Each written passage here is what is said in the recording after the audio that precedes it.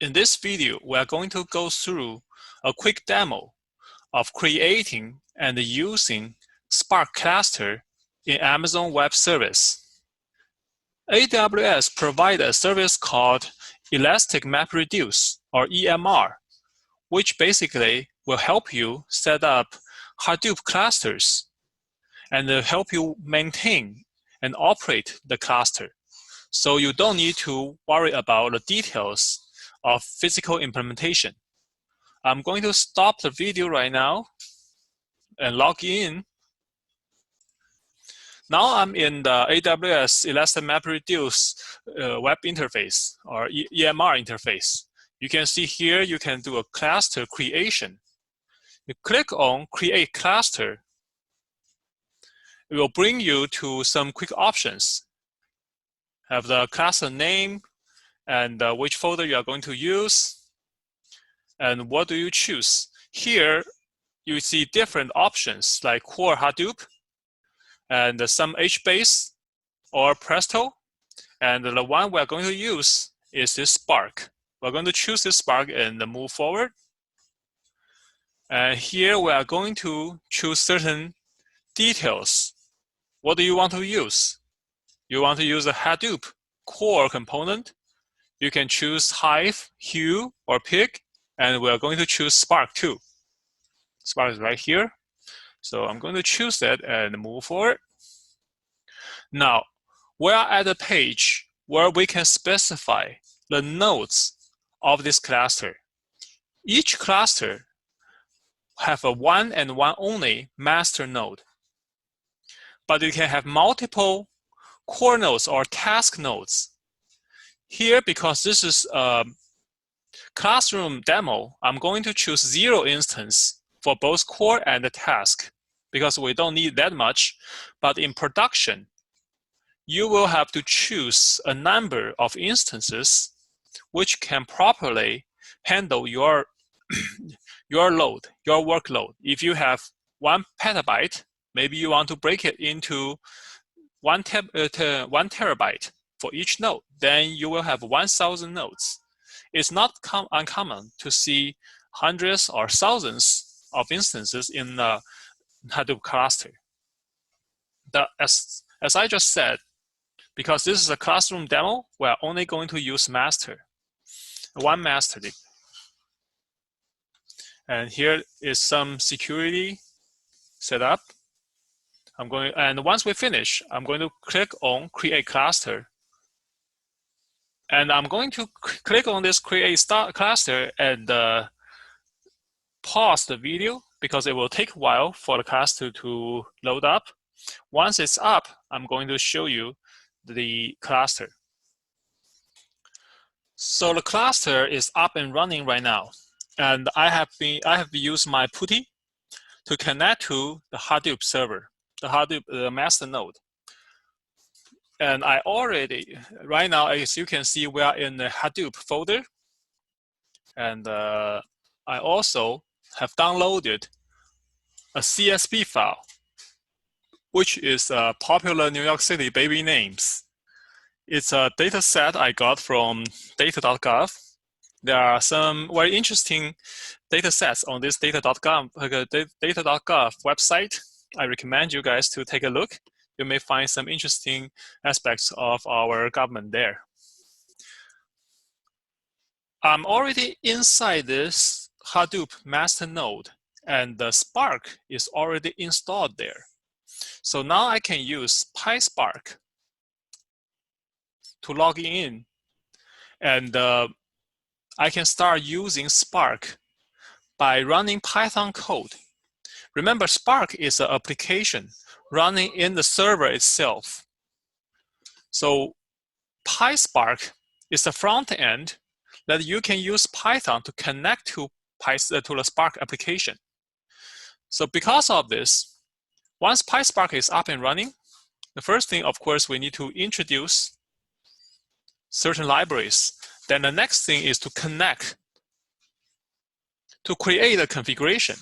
To create a Spark configuration and connect to Spark context. You see there are some errors cannot run multiple Spark contexts. This is because I just created the cluster from scratch. Usually you will need to do some manual tuning and setup. But as I said, this one was just up and running.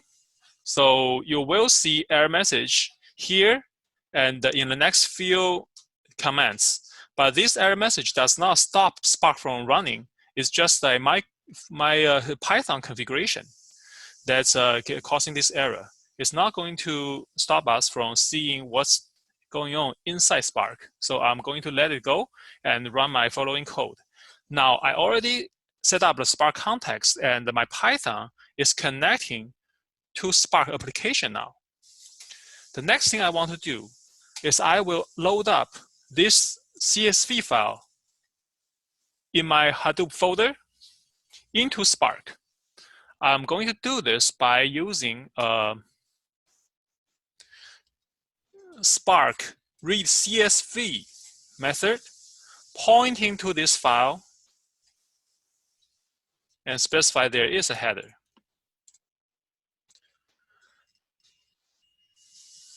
So after a few seconds, this df will be loaded, will be defined. I'm sorry, this is not loaded. Right now, as we said, there are two types of Spark operations. Some of these are just transformations that you are tearing Spark. You need to load up this CSV file into Spark folder, into Spark memory. However, this is not a Spark action. The loading has not happened yet. I can also do some more operation, like I can register this data frame as a Spark table. This is just a random example of what you can do with a Spark data frame. But as you can see, this happens really fast because there's nothing happening inside Spark other than registering, other than Spark noting that we need to do these things until I run something like show. When you run the data frame show, you want to see the data actually in the data frame. That's when Spark has to run all the operations that we have defined previously. And you can see this is Spark running. Stage 1 and stage 2 is processing, and now it's showing us a data frame. And remember, it only shows top 20 rows. I can also perform some SQL operation where you will see df equals to this new data frame will equal to a select distinct from the previous data frame that we just created, where rank equals to 1, right? Now, just like what happened before, this SQL context itself is not executed at the time of definition. This is just a transformation. So I will need to run another show for this SQL to be actually executed and this data frame to be loaded. So now I'm showing this, and you can see that stage 2 is running in the background, much slower than before, which means the actual operation is running, is executed right now. And now it finished and returned the top 20 rows. So this is how Spark runs in the backend, and we use a front-end tool like PySpark to connect to the application and have interactions. Spark server itself, in this case, is just one application running on this master node. But as we showed before, you can define child node, worker node, or task node, whatever you call it. And the Spark application, the data memory, will be distributed across different nodes. Here we only have one CSV file, but I have some data that is like 15 million rows, and I actually run Spark against it When I have only one server, it takes about 20 minutes to finish. But when I have 5 trial nodes, 6 task nodes, it finishes in 4 minutes. So that's apparently because I distributed the work to 6 different nodes, and it will run much faster. So far, this is how we run Spark cluster in the AWS EMR service.